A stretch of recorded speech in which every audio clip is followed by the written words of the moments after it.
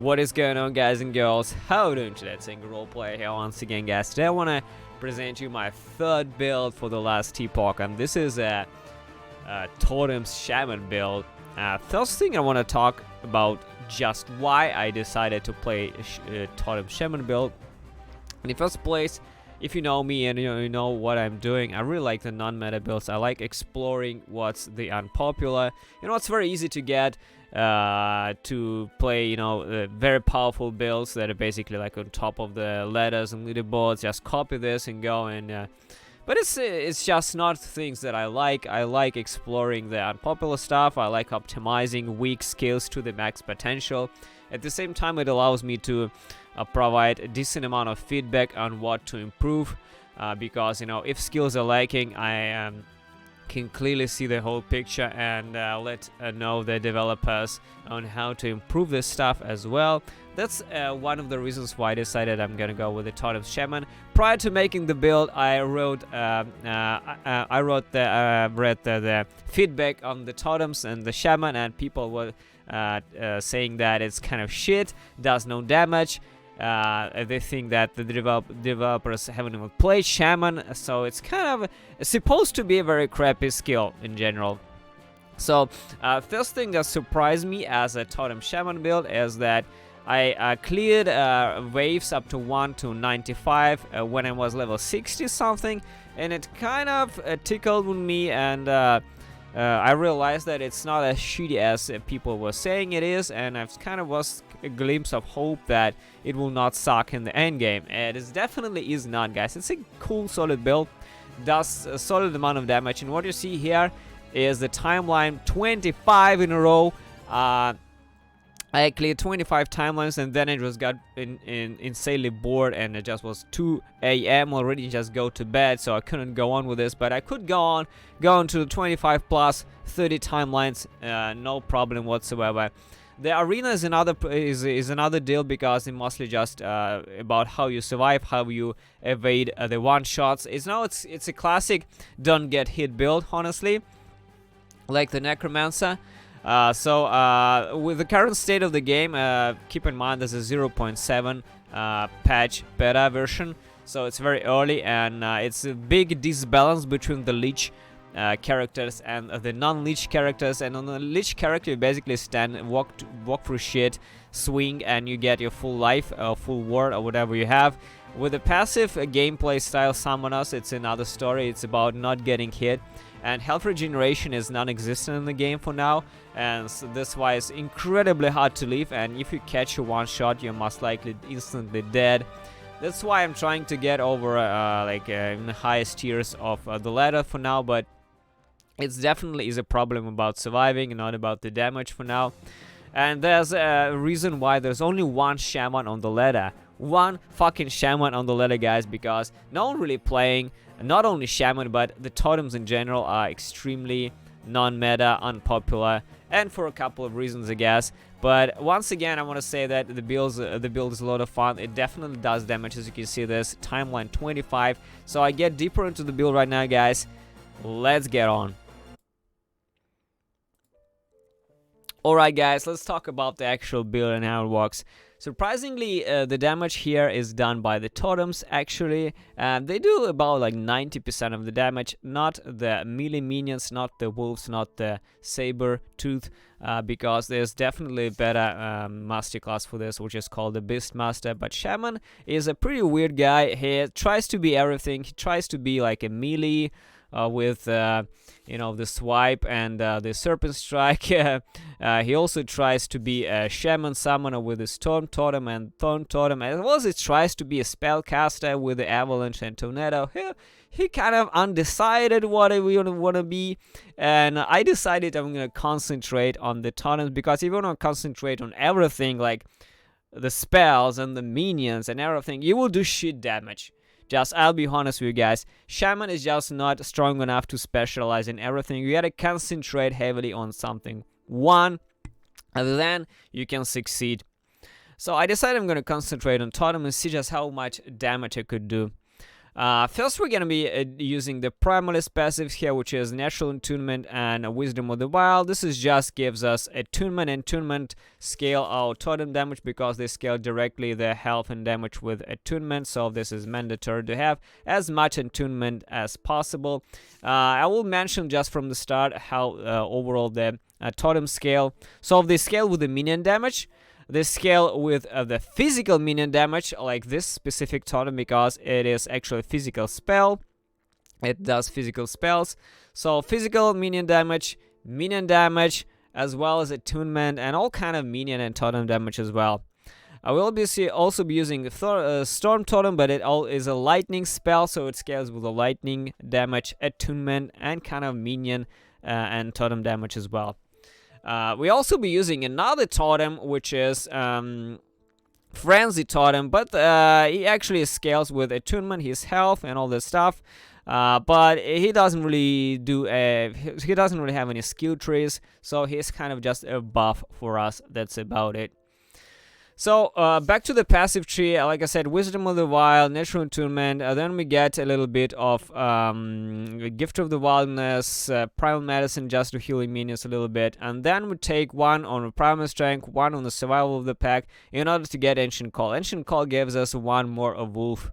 Wolves gives us 20% increase in minion damage. That's about it. These things I do not recommend taking them. I might unspec them later. It's not bad, but it's just mostly melee oriented, so it's kind of useless for the primalist for now. Next we move on to the shaman, and like I said, the first priority is definitely the attunement and mana, shamanic infusion first, then spec into ancient stones and get your natural fist as fast as possible. Once again, 8 attunement, stun avoidance, increased stun chance. Take 1 point in the sun protector, 15% increased armor is not bad when you have a totem.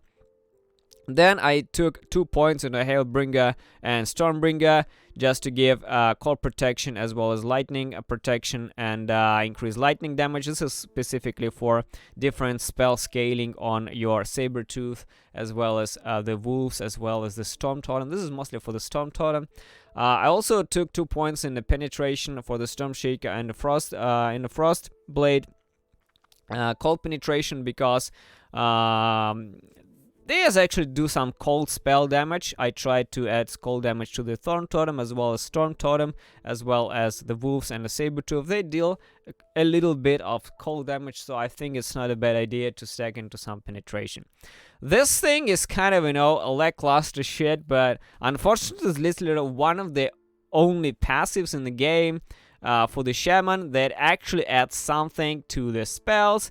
And since Thorn Totem is a spell, also it adds 20 additional lightning damage to his base flat damage, which is physical. So I think just adding some spell damage on top of existing damage is what you should be doing in order to scale your damage to the end game. It adds up to the Storm Totem, it adds up to the Thorn Totem as well. Alright.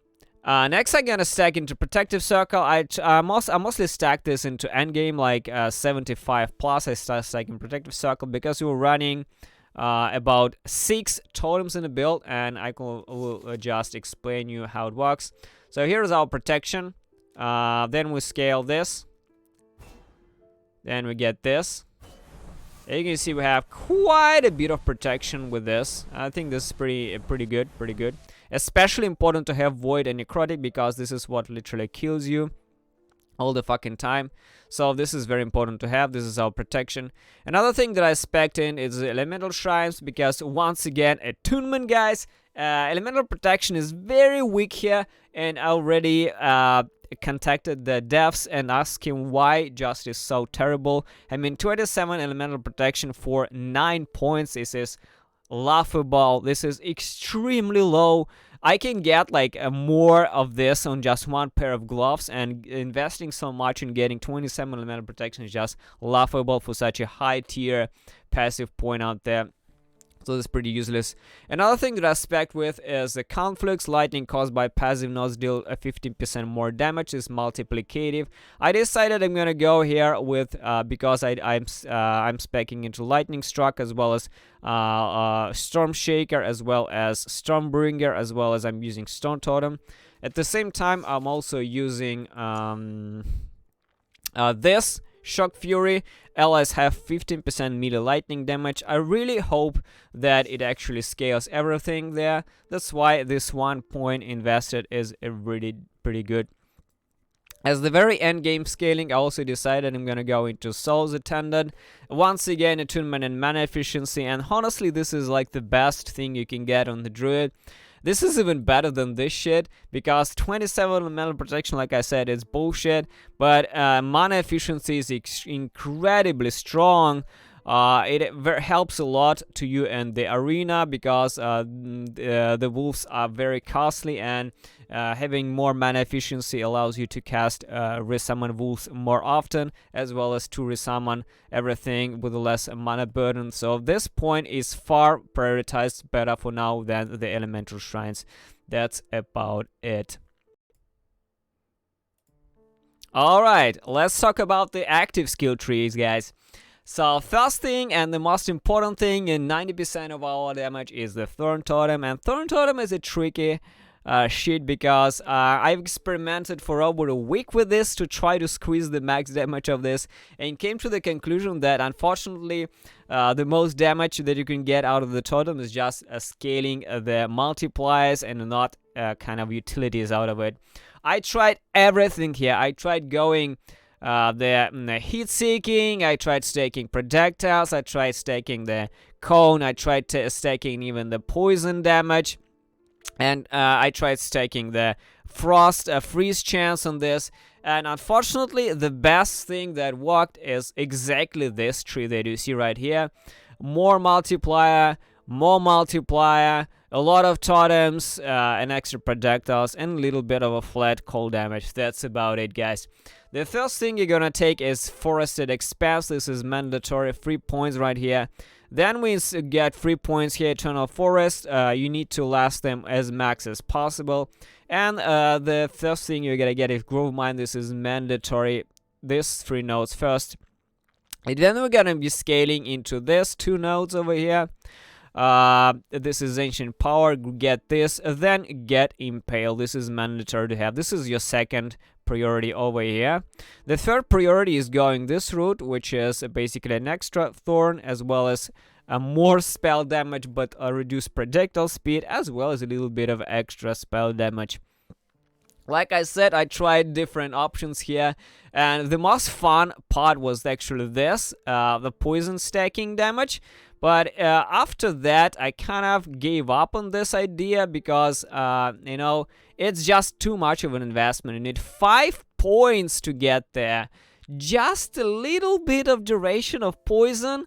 And here comes a big fucking problem here with the Rotten Core, and I will be actually creating a big feedback thread on the totems, guys, and talk about this like in the written section.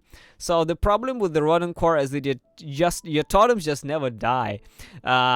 You see, when they die, they release a poison gas and death, but you just fucking never die. They are so tanky, they have an enormous amount of life, and the problem is that they expire faster than they actually die. So in reality, and in the monoliths, you just never get your totems to die. The only place where they die is like very, very high tiers of arena waves, like 50, 80, 90 plus. This is where it actually start dying potentially, and this is where you can potentially start using the Rotten Core. But before that, this is practically a wasted opportunity on the skill tree, unfortunately. So scaling more flat damage is your best bet for now. Now let's go into the second specialization, and this is your mobility skill. This is pretty straightforward, a Fury Leap. The first thing you're gonna be probably scaling with is your Warrior's Entrance. When you land, and you and your minions gain 105% increased damage for 3 seconds. This is mandatory to have, as well as a Pack Leader. This is pretty mandatory to teleport your minions from out of the ass near to you. Everything else is mostly just utility, all kind of useless shit. Like this one, increase area of effect, increase stun chance, just an extra stun. This is like no damage shit, but I just decided if I actually kill something, I can try to reset the leap Fury cooldown, and this might potentially help you to leap once more. That's about it. And aside from that, there's like no damage. Just this is important: Warrior's Entrance as well as Pack Leader. Everything else is kind of shit. So now let's move on to the Storm Totem, and this is another fucking problem because Storm Totem, guys, he just is bugged beyond belief, and he not only does no fucking damage whatsoever, but at the same time he also is not leaving at all. Literally one hit and this shit dies instantly, and I really hope that it will fix this, but for now I'm using my Storm Totem only as a debuff, because as a buff or as a damage dealer he is practically useless, unfortunately. I really hope he will be fixed, because you know he occupies a skill slot, like one skill slot, and you only have one active Storm Totem at a time for such a huge investment, and he actually is practically useless. So it's very sad situation, and I'm looking forward into the future. For now I'm actually using my Storm Totem as a debuff for the movement speed, minus 20 movement speed with this when they actually hit by the Storm Totem, as well as increased shock effectiveness and shock chance. Shocked enemies, I believe they have kind of reduced armor or stun avoidance. I don't really remember what shock does for now, but I think that's like the best thing you can get for now on the shock totem on the Storm Totem over here, guys. This is what I went with. Another thing is this increased damage to shocked enemies, as well as a high crit chance against a high chance to shock enemies and crit strike chance. This is it. Alright, this is probably your first priority. This is Shock Fury. This is one of the reasons why Storm Totem is there, because this is your first node that you should be going to. Shock Fury, it gives 15 melee lightning damage, and this is important for your wolves and for your Sabertooth if you are going for the Sabertooth. The rest is kind of pointless garbage for now, like I said, since Storm Totem doesn't really do anything important. It dies all the time. His health is just shit. Although his base health is the same as the Thorn Totem, it still dies. He is bugged, guys. Another thing as the wolves, like I said, I tried going into multiple things over here, but for now I believe that this setup is pretty much the best you can get. First of all, is definitely try to achieve Rise of the Wild, because it gives you +1 max companions, and companions mean an extra wolf or an extra Sabertooth. This is just very good to have. First of all, try to get 2 on the hunt, then Savage Hunters, then Pack Hunters, then Earthborn, then Rise of the Wild, and then just start stacking Legendary Bite. This is a more damage, stun chance, and crit chance. This is very good to have. I also spec'd into Fight and Feed, 16 health on hit, but honestly, they just keep dying all over again, all over now and then. They just non-stop dying, and you're like babysitting your wolves. They are incredibly weak, and I really hope something will change in this for this, because you know it is very depressing to see how strong totems are, and at the same time how weak other minions are. So even this node doesn't really help them to survive, unless you're speccing into Beastmaster, of course. So that's about it. Another thing that I spec'd in is the Sabertooth, and this is a pretty strong minion. He actually lives quite long. He does a decent amount of damage, and I decided I'm gonna turn him into this Storm Tiger, whatever there is. Yeah, Ice Tiger. I spec'd him to the Ice Tiger to deal more damage. Because elemental damage is really stronger than physical, because you know many enemies have armor and shit, but they don't really have any protections. So if you stack a little bit of extra elemental damage on top of your fizz, it already is good. Especially scales best with the penetration, so it kind of works on top of everything. Like I said, turn your Sabertooth into the Ice Tiger, give him this Frost Fang, additional cold damage. This is incredibly important, makes him very strong. As well as I spec into the North Wind to give him Frost Nova, literally like 100% increased cooldown recovery speed for the Frost Nova. It's actually pretty cool.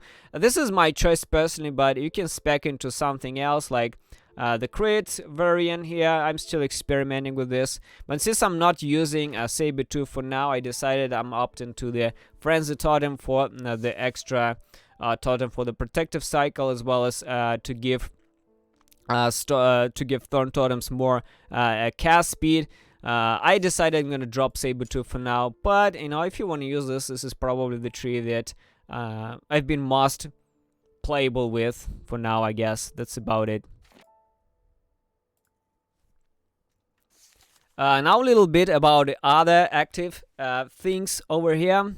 I tried Tornado and Avalanche, like I said, but unfortunately without the big spell investment, this is pretty useless. So if you want to spec into specifically a self-casting shaman, it actually works, but you need a different type of investment.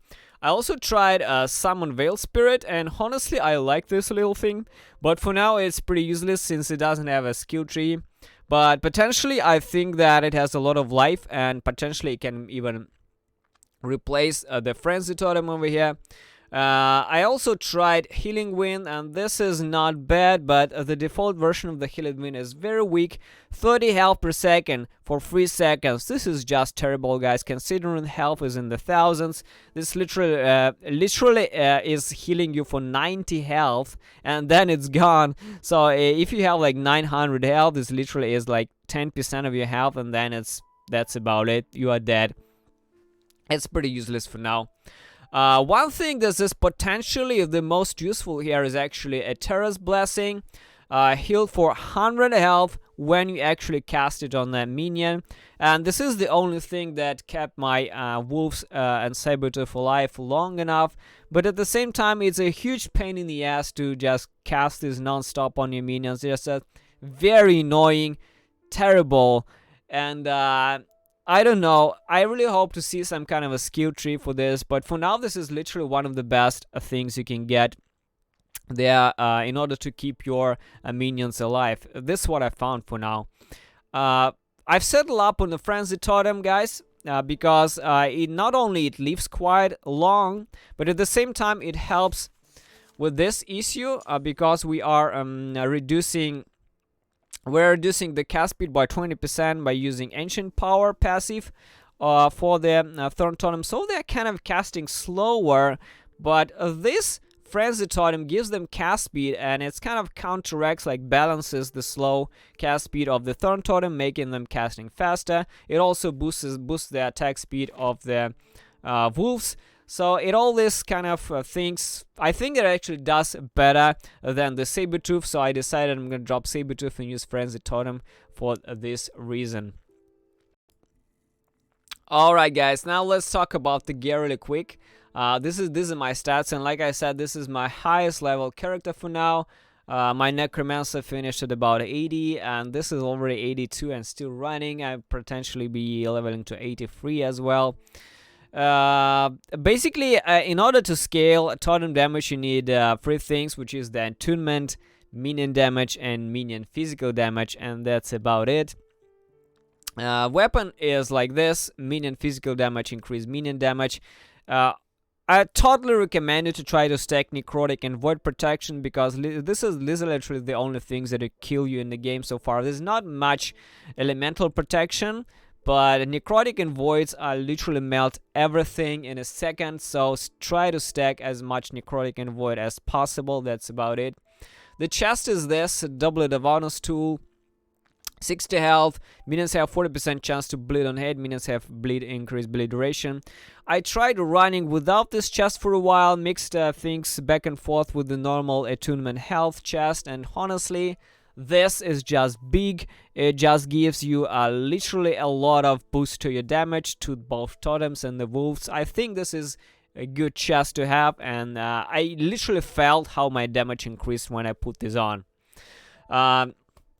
The shield is practically just block chance, block protection, block armor, increase minion health, minion dodge, void protection, increase health. Practically just minion health, protection, increase health, nothing spectacular. The helm is this: minion health, void, increase health. That's about it. The belt is once again minion health, increase health, minion damage. Practically just minion health is important, minion damage, and health to you. That's about it. Gloves once again, attunement, health, minion damage, increased minion fist damage. Relic, minion damage, minion health, dot rating if you can have it, health, that's about it. The rings are also the turquoise rings with as much minion damage and minion health as possible, and minion health, minion damage, health, that's about it. Another one is the same practically. Attunement, once again guys, is very very good to have. If you can have like things like this, it's already pretty strong. The boots I've set up on the terrace path. This is not really mandatory, but 40 health, so much movement speed and armor as well as healing effectiveness, which is very very nice to have, as well as this little bit of entangling runes is pretty cool as well. But this is not mandatory. You can have anything like this, for example, with minion health, move speed. That's about it. The amulet is probably the best unique amulet for the build, which is called the Fang. 50 health, +1 maximum wolf, and a 20% increased minion damage per active wolf. And we can have 3 wolves here, so there's a 60% increased minion damage to both wolves and totems. +1 wolf and 50 health. 50 health is very juicy. It's like, you know, tier 5 health on an amulet, so it's very hard to get anything better than this.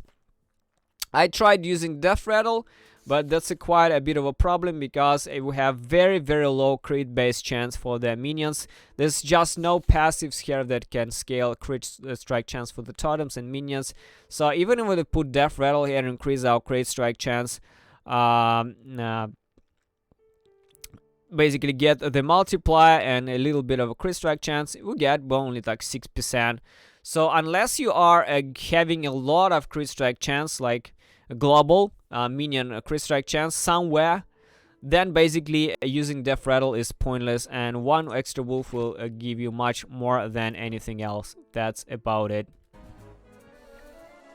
For the summary guys, I would like to say that I really enjoyed playing the totems.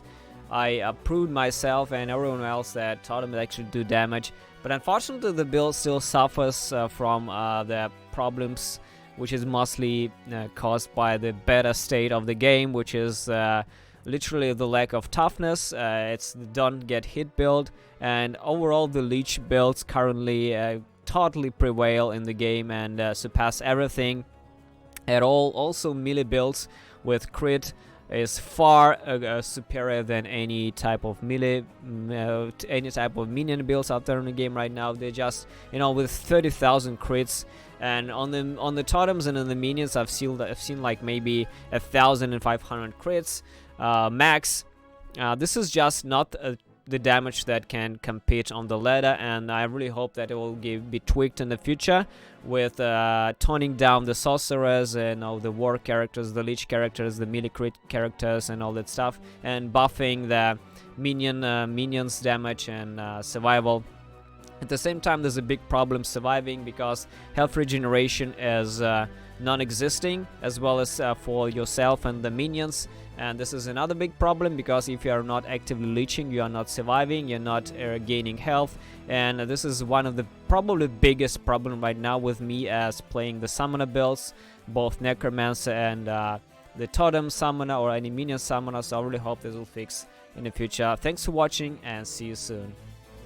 First of all, I would like to thank you very much for watching the video. Your likes and dislikes, especially, as they push me forward even more. If you want to see more content, please consider subscribing to the channel. I do daily uploads of role-playing content, be it builds, guides, let's play, stream highlights, and upcoming RPG games. Also, don't forget to follow my Twitch stream to catch me live in action. I do stream daily on working days. I'm a full-time YouTube content creator and a Twitch streamer too, so if you want to support me, you can do it either from Twitch or by PayPal directly from my website angryroleplayer.com. Join my Discord channel too for a place to discuss RPG things offline, as well as follow my Twitter to be notified on any new content. If you want to get extra information like sneak peeks into upcoming videos, plans, different behind-the-scenes footage, you can also join an Unholy Army on Patreon as well, guys. Thank you very much once again for watching, listening to all this. See you soon.